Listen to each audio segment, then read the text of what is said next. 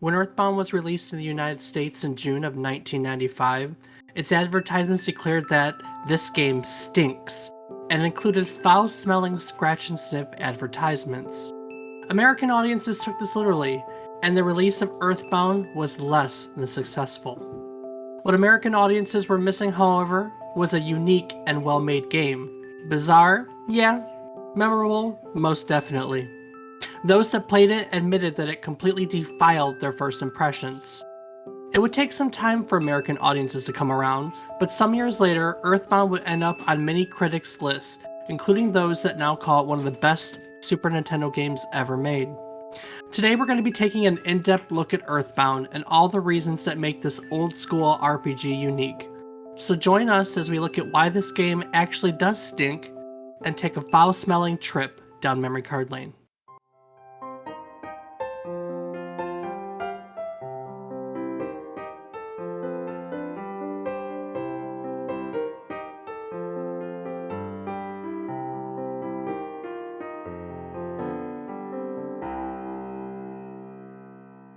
Good morning, good afternoon, and good evening. I hope these words find you happy and well.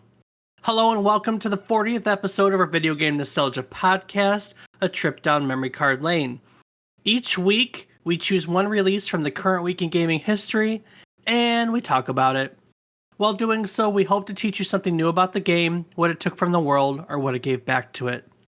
Today, we're going back to 1995 to look at the North American release of Earthbound for the Super Nintendo Entertainment System. I'm David Casson, and as always, I'm joined by my co-host, whom I've always assumed is a huge fan of this game because he's always crying out for mother. He's my brother, Rob Casson. Rob, how are you doing? Well, Dave, I'm a little confused because I swear it was always you crying out for mom, except when you'd be beating the crap out of me. There was no beating the crap. Did we ever actually physically fight? I don't think we ever really did because there's so much time between us.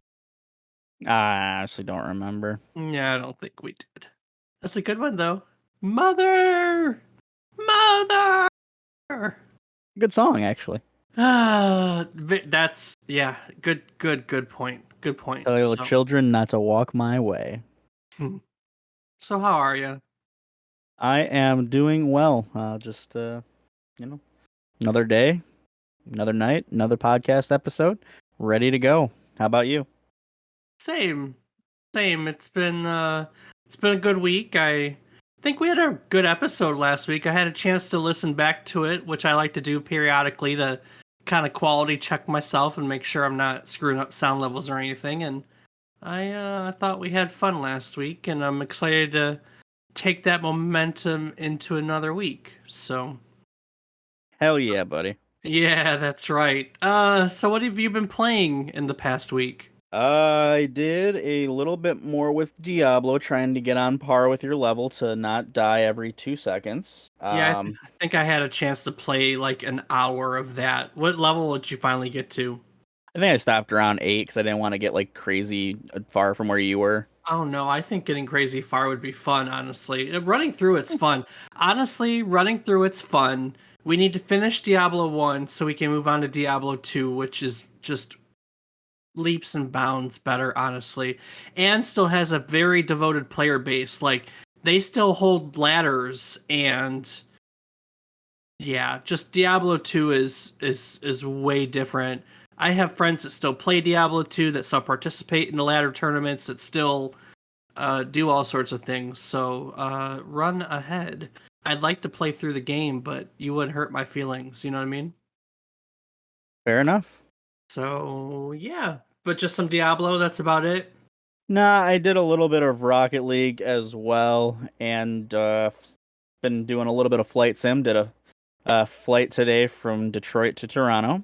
Nice. I actually reinstalled that the other day so I could test out it in VR, which I've not yet had an opportunity to do. It's a fun time. We'll have to squad up sometime. Yeah, for sure. But I got that all downloaded and queued up and ready, because I honestly I started playing Uncharted 4 this week. I got through 3 or 4 chapters of that game. But mostly aside from that, I have been spending time with my virtual reality headset, acquiring games and playing them, which it's a lot of fun. I really like I like it more than I thought I would, to be honest with you.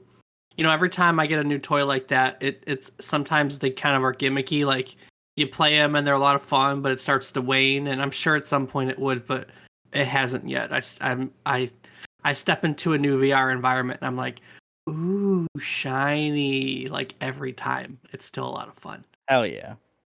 Sounds like it. All right, well, moving on, we have a game to talk about this week. Earthbound. Are you familiar with the Mother series at all? I have some familiarity with it. I've never played it, but I do know the basis. It's where Ness comes from And and Lucas. Lucas, Yep. and the father is a phone. That's about all I need to know. I like that your takeaway is father is a phone. Oh, brother. All right. Well, yeah. We talk a lot about pedigree. I like to talk about where people come from and where people go. This game has a lot of pedigree too, and it's connected to your favorite gaming series. I don't know if you knew that at all. Oh, Yeah. Oh. what would that be? Well, we got to go back. Today, our story begins back in 1989 when Ape Incorporated was founded with, and I'm going to butcher this name, you could correct me, but I butcher all these names, Shigesato Itoi as its CEO. And I'm probably really butchering it and going to really tick someone off because Itoi is a Japanese copywriter, essayist, lyricist, game designer, and actor. And before I go into the game, I just kind of want to point out how important he is. So after doing the Mother series, he would start a website and a company that translates. Basically, its English translation is called the Almost Daily Itoi newspaper, which published daily articles under the theme of creating good mood. And it said that, like, I mean, for literally since 1998, this website's been publishing daily articles, and it's a personal website because he started it. It's actually probably the largest personal website in Japan. Itoi was also a judge on the Japanese version of Iron Chef, so he's got a face that people know. And as a fun side note, he is an avid Monopoly player and president of the Japanese Monopoly Association.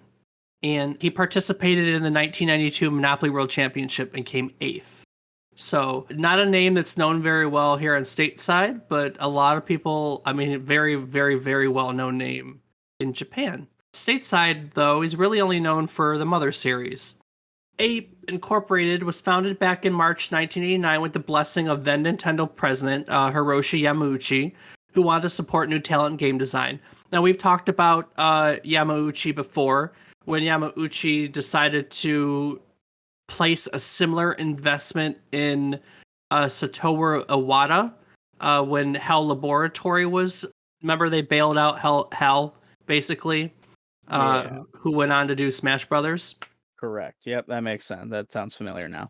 But not everybody was keen on the idea of Itoi doing a game. Originally, while Itoi was visiting Nintendo for other work, he pitched the idea for an RPG, a role-playing game set in contemporary times to Shigeru Miyamoto, who of course is like the face of Nintendo, Mr. Mario himself. Miyamoto met with him and praised the idea of doing a weird RPG, but he admitted to Itoi that he wasn't sure that he could pull it off. And there's a little bit of history here. This was coming during a time when companies were really pushing major celebrity product endorsements, and Miyamoto didn't really want to follow the suit. Nintendo's really known for doing a lot of independent original IPs, and he was worried that Itoi's involvement would be perceived as just a major product, endorsement, a celebrity endorsement, and that it was going to get off on the wrong foot, right? Right. And so the next time that the two met, Miyamoto brought the documentation from a text adventure game, and he told Itoi that he would have to write similar documentation himself. And what he was doing was that he basically later admitted that he knew from his own experience that the game would only be as good as the effort that Itoy invested.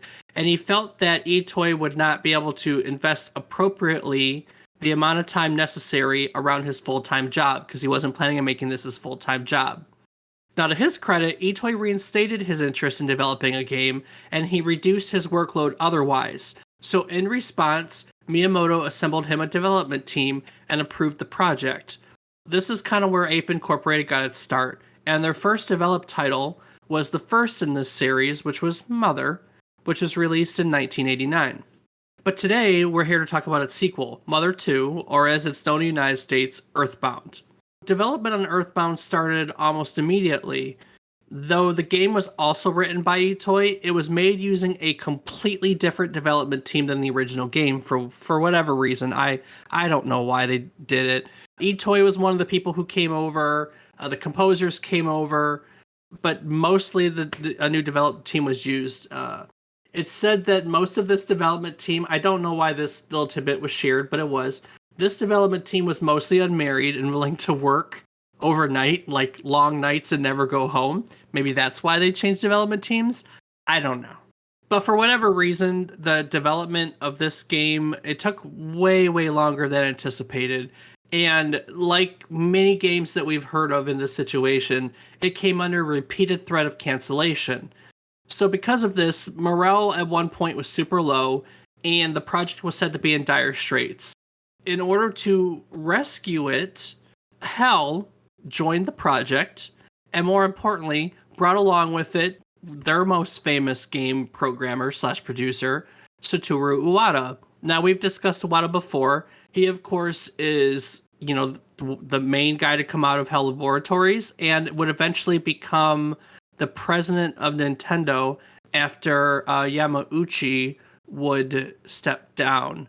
In fact, he would become the first president of Nintendo that wasn't related to the same family that Yamauchi came from in the history of Nintendo.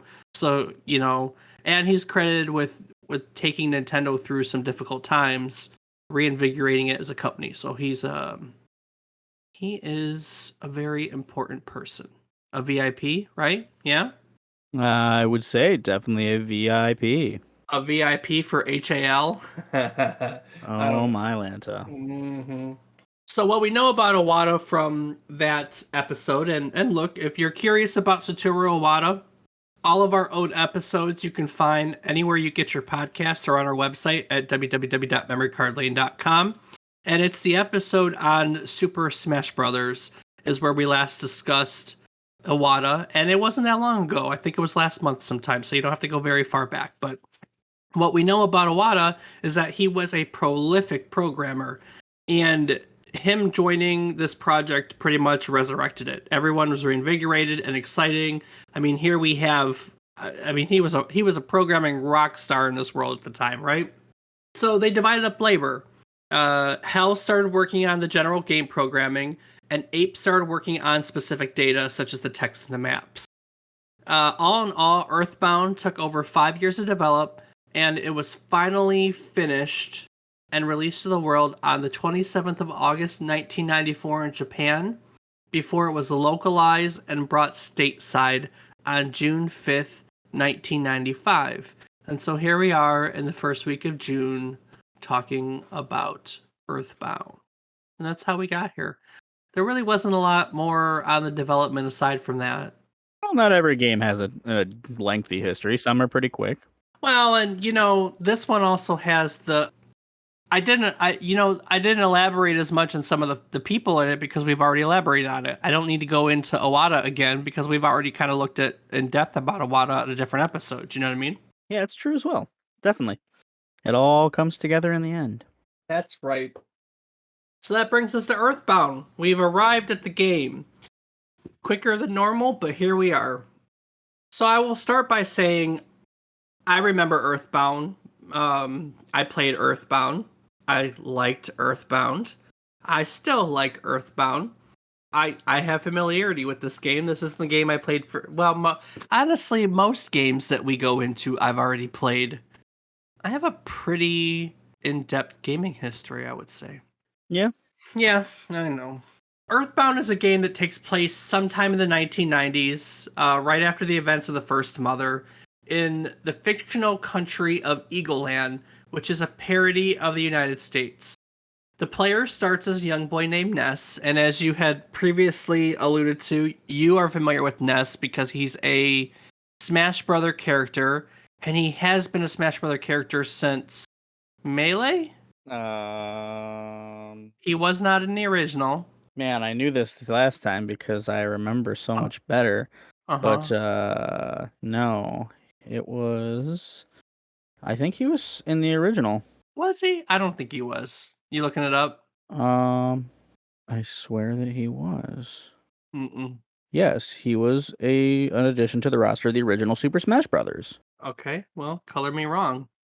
So our game starts out with Ness, who is woken up at night by a loud crash, and he goes nearby to investigate a nearby meteor crash with his neighbor Pokey, and to find his neighbor's brother Picky. Isn't it Oh yeah, Pokey, yeah. It's Pokey and Picky. So what they find is that an alien force, Gigas, has enveloped and consumed the entire world in hatred, and as a consequence, he's turned animals, humans, and other objects into malicious creatures. It's at this point that a small bee-like character comes and tells this crew, basically, that he's from the future, and that Ness needs to collect melodies in a soundstone, it's called. There's 8 melodies in these 8 different sanctuaries, which is going to preemptively stop this force. At this point, Pokey and Picky's mother mistakes him for a bee, since she's a bee-like creature, and kills him. And that's pretty much the start of the game. Wow. Yeah, I know. It's goofy as heck. So the Mother series are built on what Itoy considered reckless wildness, basically where he would offer ideas that encourage his staff to contribute new ways of portraying scenes in the video game medium. And he saw these titles foremost as games and not big scenario scripts. And he said he wanted the player to feel emotions such as distraught when playing the game. And alongside with that, his writing was quirky and goofy. Look, it was weird. It's not your traditional RPG. You're not in a fantasy setting.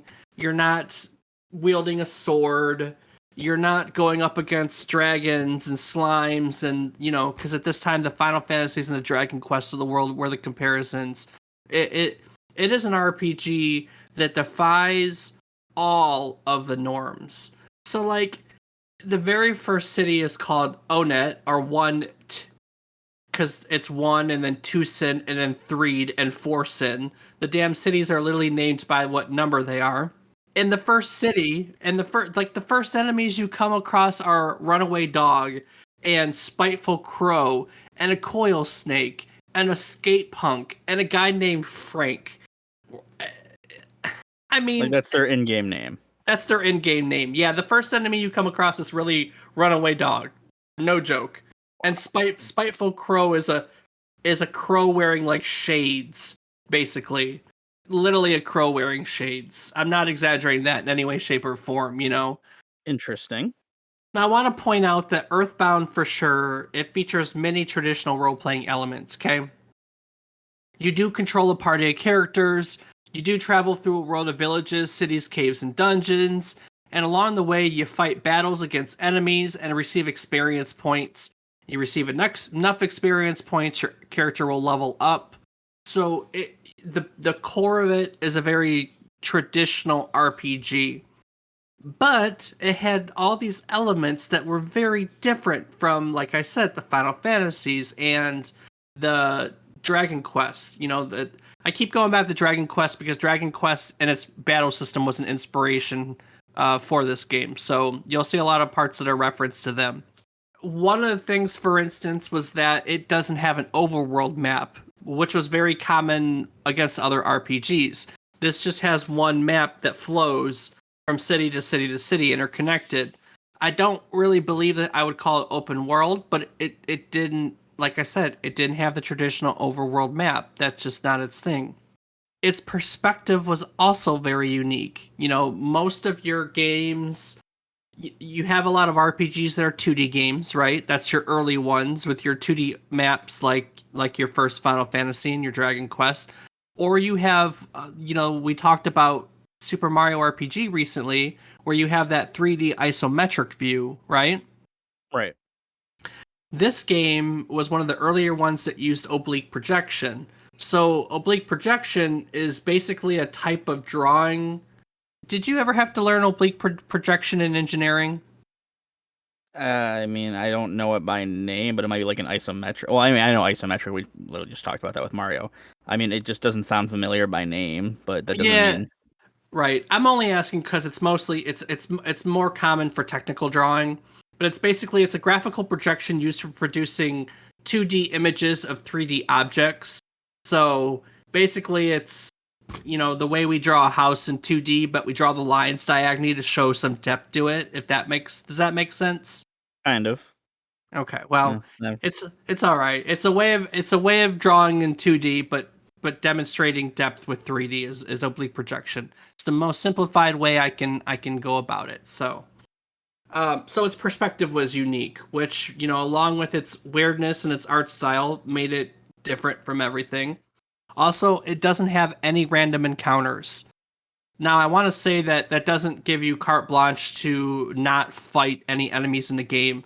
There are battles that you have to get in, and if you never go into a battle, you will find yourself severely outleveled at some point in this game. So you have to engage enemies, and you have to fight to get experience to level up. But it's not random. The moment you touch an enemy, you're drawn into a battle sequence. Speaking of Ness's father, money in this game is not directly received. It's not like a traditional RPG where you fight and the enemy drops coins or gold or gil or whatever the heck you want to call it. In this game, each time you win a battle, Nessa's father deposits money in an account that can be withdrawn at ATMs throughout the world. And yes, as you had said, Nessa's father is a phone, and where that all comes from is that's how you saved in this game, was that you called your dad and you told him your story so far, and he recorded it, and that was saving your game. So Resident Evil, suck it. Earthbound did the phone thing first. Oh no, Resident Evil was typewriters. Damn it. Yep. Who Nice try. else? Who else uses Well, I phone? think that they use phones in the later games as well, actually. I don't know. I haven't played much of Seven or Village, so I really can't speak to those. What man? They take place. Well, seven takes place here down in the bayou. And like I said, I already alluded to weird enemies. I talked about the ones just in the first town. No joke. Here's some enemies as you go through the game. There's an annoying old party man. That's literally his name. There's a cranky lady that you beat up on. There are insane cultists and a mighty bear and Mr. Batty.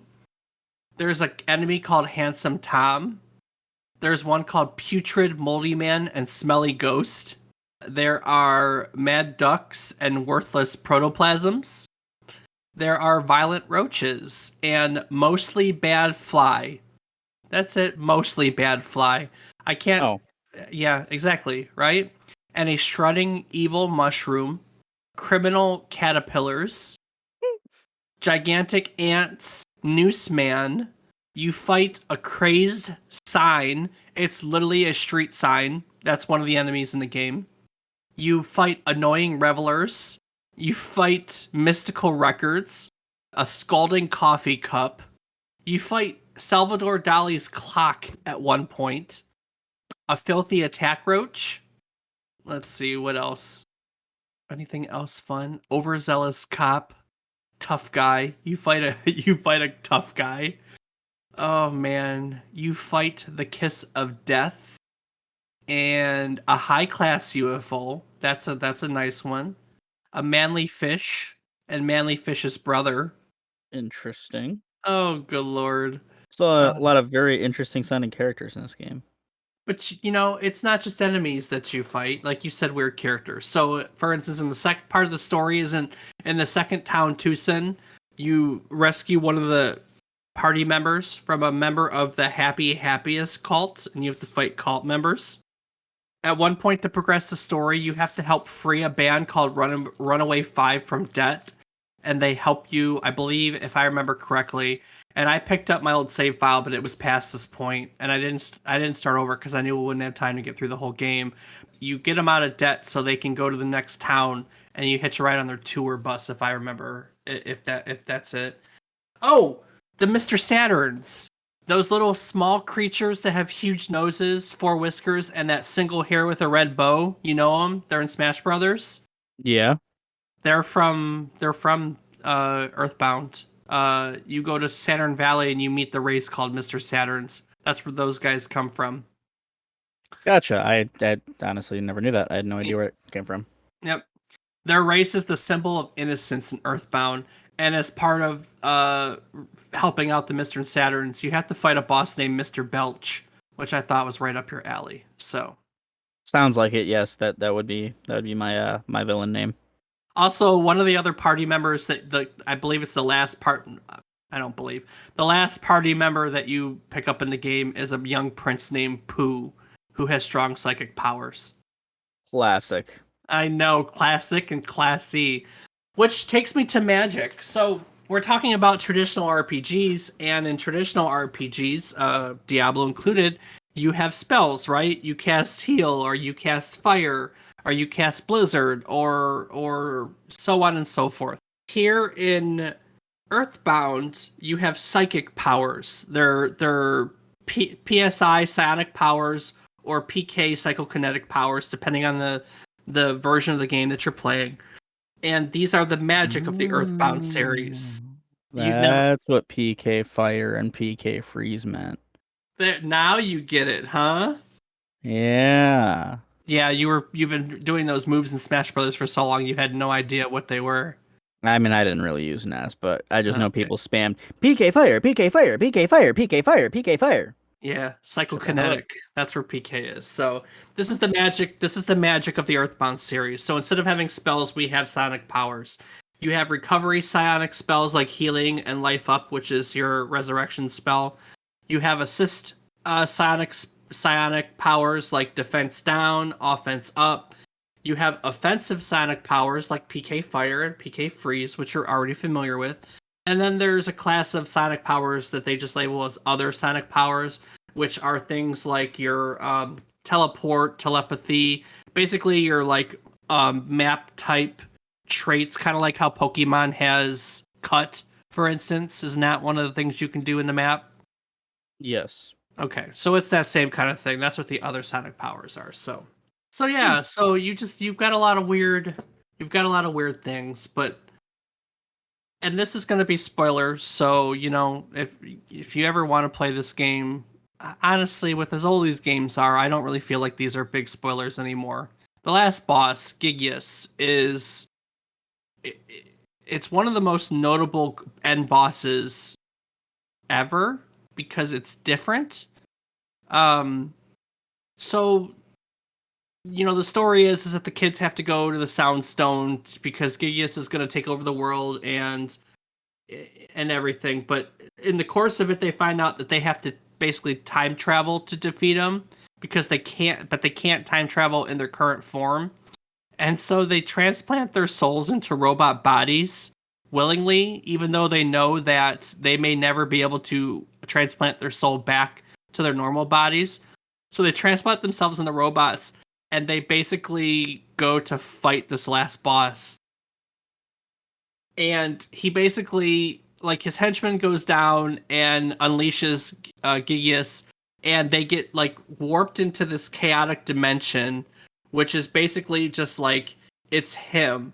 You're basically, this dimension is just his own being, and you're stuck in there. And so like the background is just like psychedelics, like there's no boss, you're just kind of in this weird waving screen type thing. The problem is that at this point he's now too powerful for anyone to defeat. And so one of the party members begins to pray and reaches out to Earth. And then the prayers of everyone at Earth, like they hear, they respond, they start praying, and basically the prayers come back to where they are, and they reach Gigius, and they exploit his weakness, which turns out to be human emotions. and as a result, he vanishes from existence.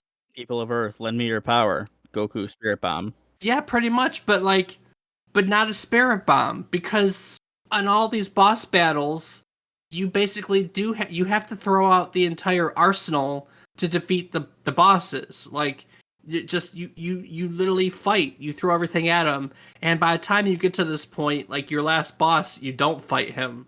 You don't fight him at all.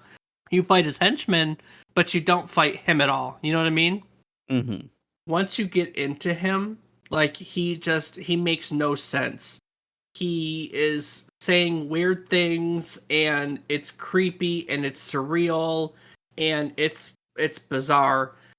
One of the fun facts about that last boss is that its inspiration comes from a childhood experience that Itoi had, where basically he walked into a pretty decently well-known Japanese horror movie that's not really stateside, and he basically walked into a murder scene, but he mistook it for a rape scene, and it had such a profound effect on him that came back to him as he was developing this boss. And so the airiness and the surrealness is basically he said to have channeled like the feeling that walking into that weird scene brought to him into this last boss. And yeah, there you go. So, Wow, that's kind of dark. yeah, it is really dark. So, Earthbound is a really freaking bizarre game. Yeah, no, the characters and the story and just the overall like everything about it just definitely seems odd. It is. Well, one of the things that is most notable about this game is that its reception has changed over the years. It was pretty much a flop when it first came out, but then it wasn't. I guess it's become a cult classic, and I'll get to that. But one thing that I wanted to do today, which I think one thing that I really want to do today is go into reviews. And what I did was I pulled reviews that were both contemporary back in 1995 and more modern when Earthbound was re-released for virtual consoles because it was last on the Wii U virtual console. So we could compare and contrast how people thought of it then and what people thought of it more so now. And kind of before I go into all the reasons why there was a change, I kind of want to use these as a reference point. So, Rob, a little earlier than normal in our conversation, but I'm going to have you jump in here and take the helm on some of these reviews. Why don't we start out with the contemporary ones, which are reviews from back when it first came out? Well, first up, we have Super Game Power, who says those expecting a Dungeons and Dragons style RPG will be disappointed by the childish visuals, which were unlike other 16-bit games. They wrote that the American humor was too mature and that the gameplay was too immature, as if for beginners. Yeah, that is a good point, and one that I really didn't get to yet. The graphics are basic. You know, this was later on in the Super Nintendo cycle, and you had a lot of really, I mean, Super Mario RPG. You had a lot of really good looking games, but the weird characters were drawn weirdly. Not like they were crap, but they just were basic because it's just the style of the game. The game has a very unique art style. So, what did Game Pro have to say back then, Rob? They said that they gave this game a mixed review, commenting that the lack of a convincing storyline and the dual NES clone graphics will make serious RPG fans a little cautious about approaching Earthbound. They said the saving graces are the fairly good music and hilarious adult humor, but added that the humor is too mature for little kids, and the gameplay too immature for older gamers. So both of them seem to feel that the humor was in a weird place, that it was not quite childlike, but maybe a little more childlike than adults may like. Is that fair? And I mean, it just sounds like the it's like many child cartoons now that you look back and watch them as an adult who knows the innuendos, and you just see how many of these jokes that were not meant for the children are in there, but it's still aimed towards children. All right, well, I picked you out a pair of contemporary reviews from way back when. Let's compare it to some retrospective reviews from the now. What did IGN have to say about the recent Wii Virtual Console release? Well, they said that during an introspective moment, Earthbound reminds us that there are many difficult times ahead, but you must keep your sense of humor. That quote represents the seminal role playing game's tone and pacing. It skillfully juggles a noticeable juxtaposition between moments of almost punishingly difficult battle against a dark Lovecraftian apocalypse and silly lightheartedness, and never makes you wait too long between them. There's a lot of really big words I'm happy I got on the first try. Whew. Yeah, that was a lot of big words. All right, what else do they have to say? Keep it up with the good words. Sure thing. They go on to say Earthbound entertainingly wraps traditional RPG tropes in its 1990s setting. The party wields children's toys like yo-yos, baseball bats, and toy guns to do battle against stray dogs, hippies, skateboarders, and plenty of other foes. I forgot about the hippies. I also forgot about the yo-yos. It's Oh, the absolutely yo-yo is true. great. That's Lucas's That's number one Lucis. tool, Yep, man. it is. Yeah, you're right. No, you're right. I just, Gosh. I'm not a yo-yo thrower. And Lucas, to be fair, is from Mother 3. Ness and I are baseball bat people, so Fair enough. IGN continues to say that despite its age, Earthbound introduces innovations that, even today, feel incredibly smart and unique. The party's health, for example, is represented by scrolling number wheels. Rather than having hit points instantly depleted with each enemy attack, the character's wheel slowly spins down until all the lost hit points have been deducted. that's very true. They finish up this review by saying that Earthbound is one of the most bizarre and memorable RPGs they've ever played. Though its punishing difficulty in its early stages might be tough to get past, Earthbound still remains one of the best, most unique RPGs to date. That is very true. I at this point in my life, back then, I was huge into RPGs. It was probably my favorite genre. I wanted to play every one, so I played all the Dragon Quests and Final Fantasies and Mario RPGs and Breath of Fire. I played all those games, but I couldn't tell you the storylines for most of the classic ones or the enemies other than like Dragon Quest Slime and parts of Final Fantasy have gone into this day, but I can't tell you a lot of specifics of those games. But for whatever reason, probably because it's so bizarre and memorable, Earthbound has always stuck out in my mind. Like, I may not remember every little detail, but I remember it, and I remember it very distinctly because it was so distinct. You get what I'm saying? Yeah. Yeah. All right. So I also pulled you one more review from Nintendo World Report. What did they have to say? They had to say that they went into Earthbound expecting the heartwarming, quirky, well written RPG that all of their Earthbound friends have told them it was. And it most certainly lives up to that reputation. What they didn't expect was a battle system that is still better than most modern ones, one that threw aside many staples of the genre to do something different and exciting. They could gush for this entire review about the fun characters, great writing, and awesome music, but they would much rather expose what many people tend to gloss over in their love of the game: the excellent battle system and control options. The turn based battle system uses a combination of rolling health counters combined with automatic skill progression to create a system that seems simple at first glance, but has a surprising amount of depth. Although, more than anything, it respects the player's time, allowing you to essentially skip low level random battles entirely by having the enemy flee or simply giving you an automatic victory. This reduces grinding to a minimum, and the addition of restore points make the often unexpectedly difficult boss encounters simple to attempt as many times as you want, with little repercussion.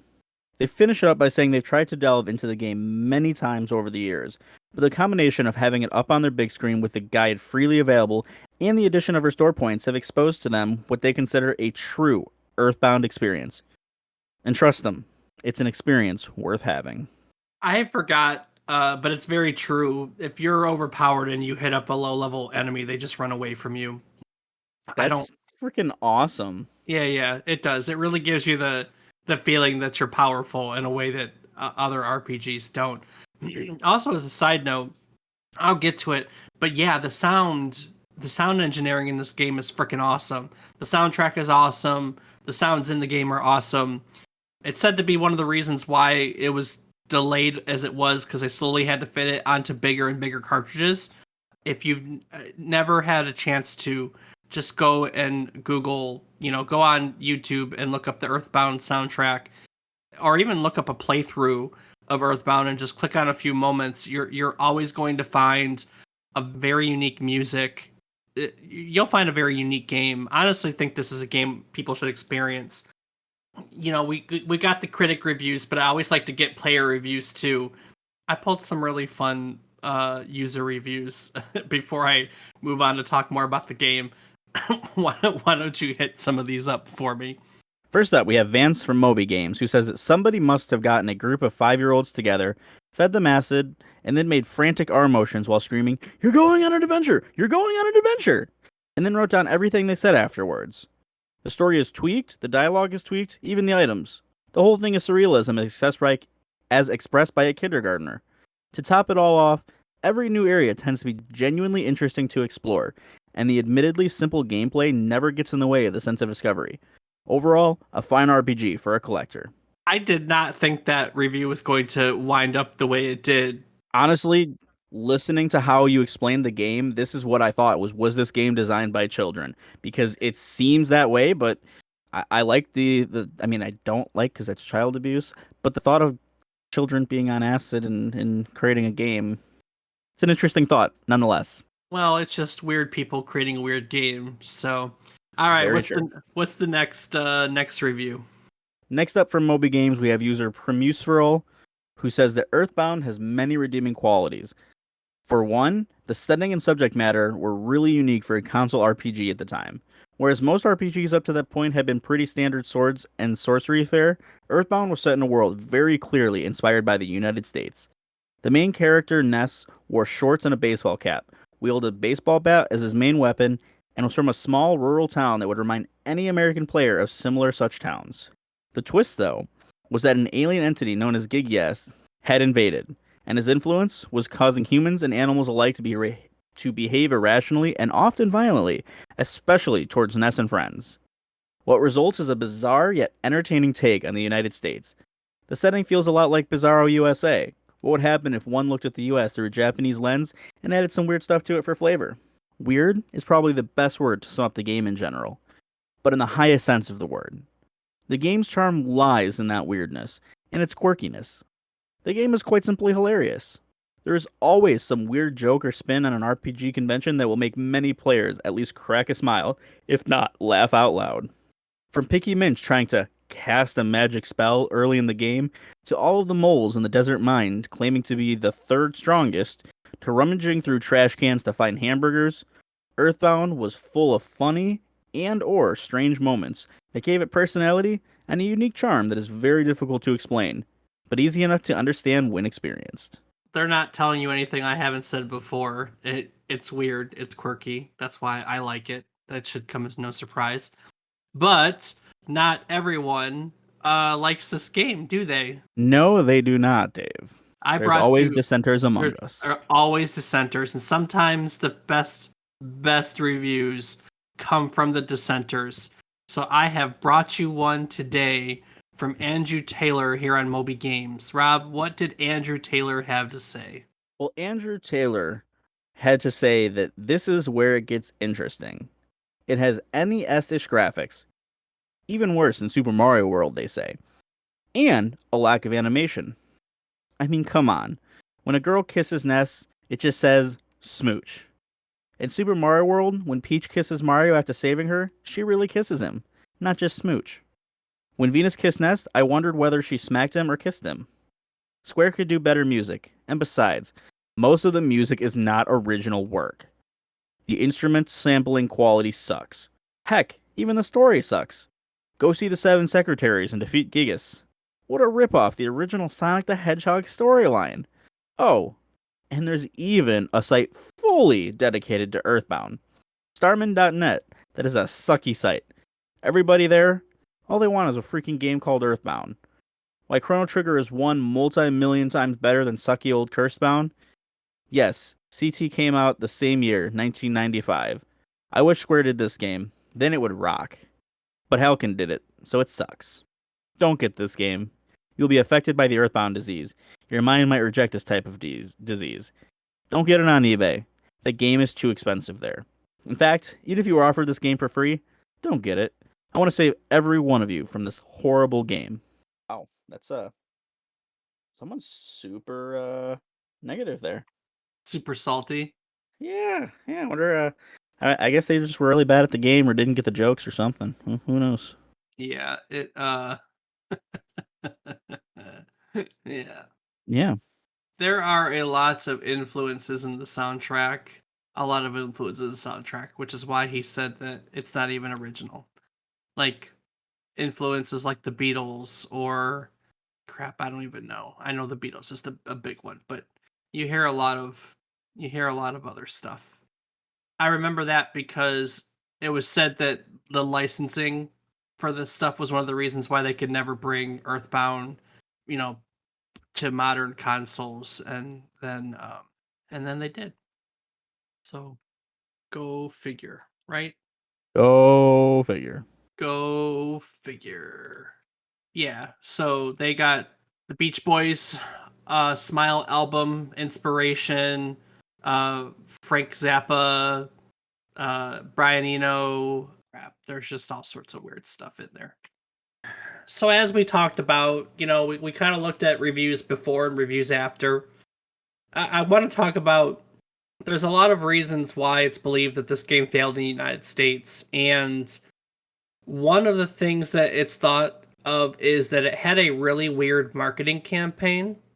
I remember this marketing campaign actually. I very distinctly remember standing in the gaming aisle of a Kmart somewhere and finding the advertisements for this game. And the advertising campaign stated that this game stinks. Literally, it stinks.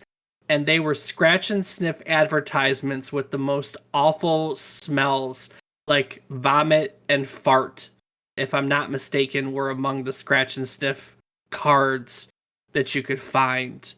I Wow. I yeah. so so basically you're telling American audiences that the game stinks. I mean, like, not everyone's gonna know that it's scratch and sniff stinks because the game is weird and it brought things. I mean, when you fight things like Mr. Belch, having a vomit scent isn't a far cry, but people didn't know that. Very true. So it just was really really weird, and it only sold about 140,000 copies stateside. It sold more than twice as much in Japan. Of course, we know that stateside typically they sell a lot more in the United States than Japan, so it was just state-wise it was a absolutely commercial flop. But why the change of heart? So basically, fan translations. Mother had never come over here, and Earthbound came over here as Earthbound.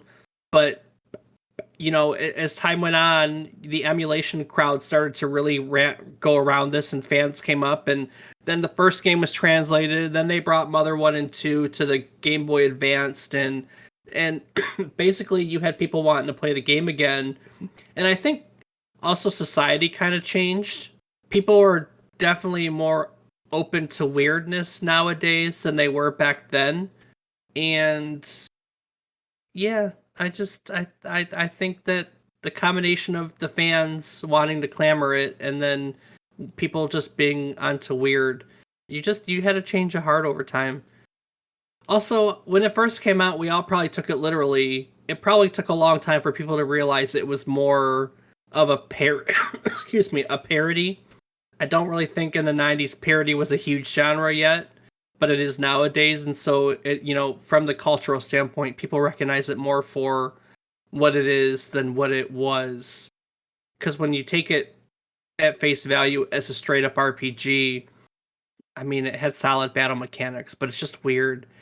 You're always role playing swords and sorcerers, you know what I mean? Sure. And then all of a sudden you have an RPG that's in a modern setting. But as we noted, the soundtrack is really notable. One of the composers on it was Hip Tanaka. Tanaka also worked on Metroid, Super Mario Land, Tetris, Dr. Mario, and of course here on the Mother series. Hip Tanaka is best known now as the current president of Creatures. Rob, do you know what Creatures is? That does not sound familiar to me. So Creatures is one of Wait, the hold on. No, no, that. Game Freak? Yep, Yeah. Pokemon. Pokemon. So Creatures is one of the three companies who, along with Nintendo and Game Freak, founded the Pokemon Company. So basically, what happened was after Earthbound came out, Ape Incorporated disbanded, and it was reformed as Creatures. And they would go on to help or Game Freak rather. They would go on to help Game Freak make the early Pokemon games. And what Creatures is best known for is they're the part of the Pokemon company that created the trading card game, the PTCG. So Yeah, no, that's the main reason that it sounds familiar. It's just ironically looking at my cards the other day, and that's why it sounded familiar. yep, yep. Jumping the gun before I remember things. So that's your pedigree. Ape Incorporated made the Mother series and disbanded, and then reformed with the majority of the same staff minus Etoy as Creatures, and they would later go on to help Game Freak out, and eventually would found the Pokemon Company with Nintendo. The three of them are the three mainstays of the Pokemon Company: Creatures, Nintendo, and Game Freak. Heck yeah. The other thing I want to make a point of with Earthbound is I think that it's very easy to see, even if we don't look at it the same way, that Earthbound has been influential on a lot of modern RPGs that are set in a real world setting. So a really modern example that I think breathes, emits everything Earthbound is Undertale. Did you ever have a chance to play Undertale? I have not played that either. I know about it, but yeah, I Yeah. have not played it. Undertale is another absolutely bizarre, weird RPG set in a more modern setting that pretty much directly takes inspiration from Earthbound. Costume Quest is another, and one of the other more notable ones is the South Park RPG series. Trey Parker, pretty much. Is it Trey Parker? Trey Parker, Matt Stone. Matt Stone, Trey Parker. So basically, they've directly come out and said, "Hey, Earthbound is pretty much one of the main inspirations for these games." So yeah, so there's a lot of Earthbound in the modern, and I would very much recommend playing it because it's weird but cool. The music is cool, the gameplay is cool, and it's I don't know. Like I said, I picked it up, found a saved file that was in the middle of the game. Picked it up for a few hours just to refamiliarize myself with the game, and even all these years later, it's still a lot of fun. It's a lot of fun. It is a game that, in my opinion, has aged very well and is still very much worth picking up. Most notably, it was included on the Super Nintendo Classic Console as one of the games on it. So you can get your hand on one of those. You can play it. It's also on the Wii U Virtual Console, or of course, not that I condone pirating, but I think nowadays it gets played most often through emulation. And there are different versions, different translations in nation. They've also translated the first Mother, and there's a fan translation of the third Mother because it was never brought over to the United States. So you could potentially play the whole series. I've never played the third one. Never finished the first one though. And that's Earthbound. That's my game. Yeah, that's all Yeah. there was to it. Rob, I wanted to ask you a question, so I'm going to move right into the gaming question of the week. Since it's believed that this game failed because of a weird marketing advertisement campaign, I wanted to ask you the question of all the ones in your lifetime, what to you has been the most memorable gaming advertisement campaign that you can remember?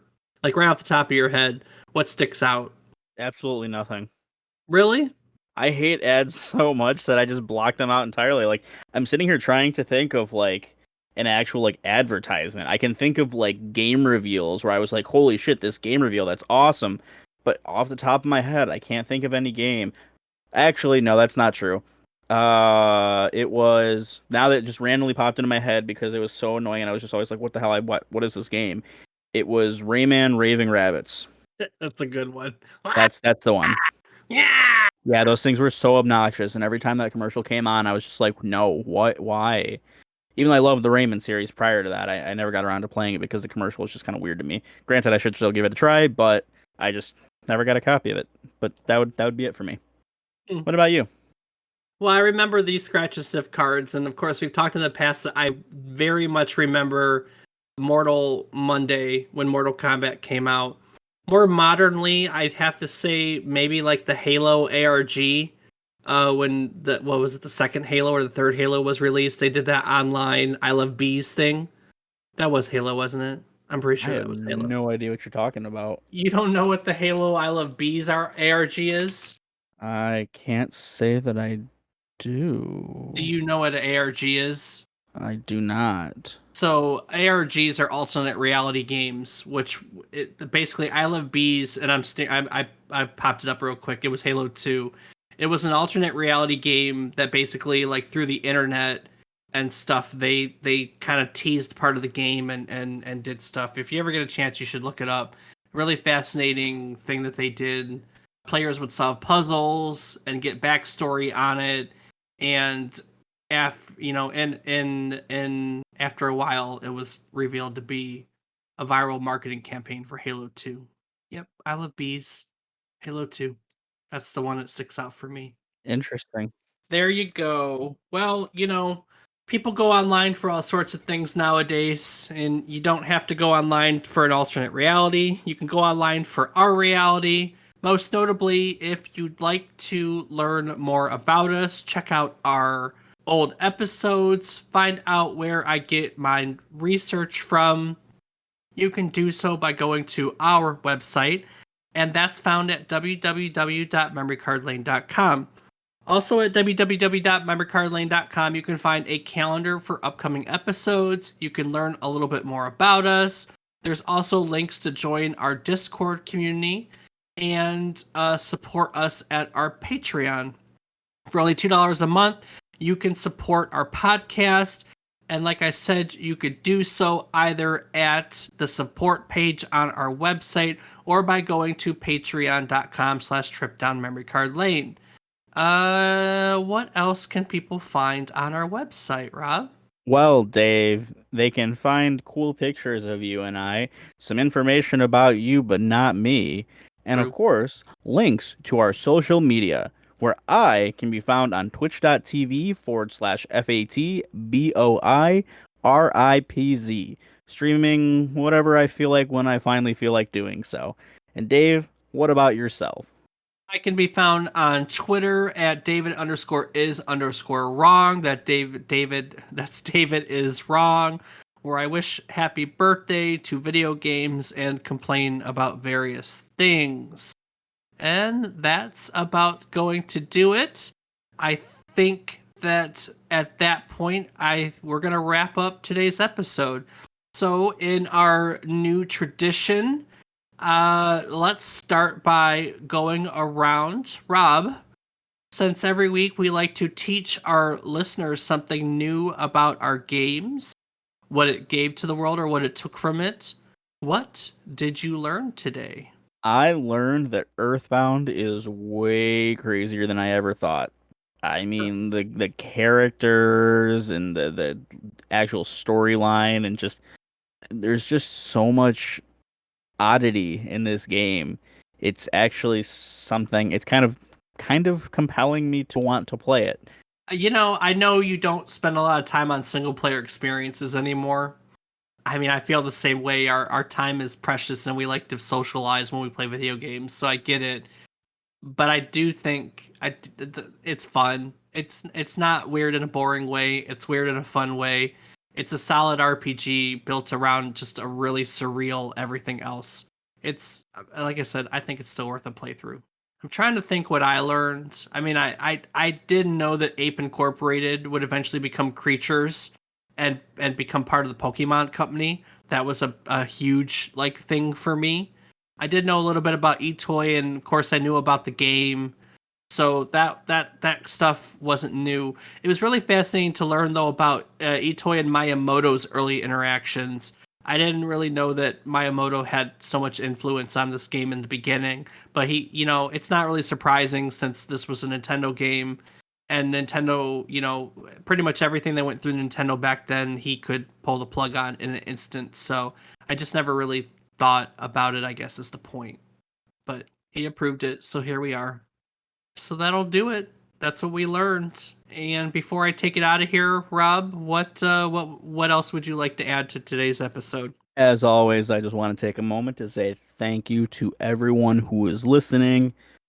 Means a lot to us. We do this every week, but we continue to want to do it. We continue to want to bring you more and more, and I hope that you are enjoying what you hear. So join our Discord, join our Patreon, message us, let us know what you're thinking. We'd love to hear from you. Very true. See, I cut you off there, but when I hear words that are true, they just need to be echoed. So yeah, so thank you everyone. Thank you for listening to us week after week and giving us your input and everything. And don't forget to join our community and come play games with us. That's what we're about too. We like to play games. So all right, well I'm gonna take it out of here. Next week, next week, Rob. At a glance, it's really hard to believe that our next week's title, Harvest Moon, would be a successful gaming series. As one reviewer put it, it's an RPG about farming. Talk about a hard sell. And I have to say, he's right. It's a very hard sell. But it's not. And for some reason, Harvest Moon is insanely popular, and the Harvest Moon series is still going strong to this day. So that's where we're going to be taking a look back at next week. Nothing fancy. I mean, Dave, I gotta say before you finish us out here, you say that it's a hard sell. On Farming Simulator 19 alone, I have 200 hours. Yeah, I knew. I was going to talk about that next week. So Yeah, all right, we can cut that out and wait till next week then. no, that's good.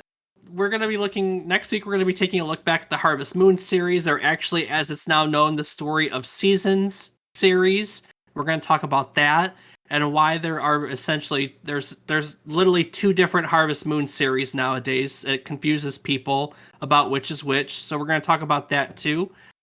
Before there, we're going to go all the way back to June of '97 for the first one. So join us next week as we sow the earth on next week's trip down memory card lane. Do the thing. Do do wah do do wah do wah do wah da.